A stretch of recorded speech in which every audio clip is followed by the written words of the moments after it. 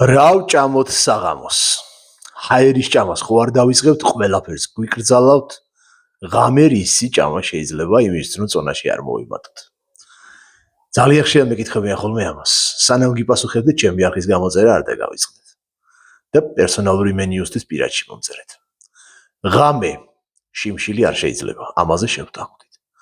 მაგრამ ასევე არ შეიძლება მძიმე საკვების ჭამა, არ შეიძლება ხორცის ჭამა, არ შეიძლება ნახშირწყლების მირთმევა და არ შეიძლება მძიმე ცხიმების მიღება.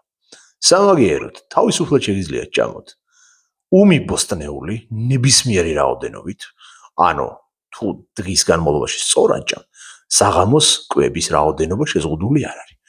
მაგრამ ნებისმიერი რაოდენობა ნიშნავს, რომ თქვენი გემოვნებით უნდა გადაწყვიტოთ, რამდენ შეჭამთ.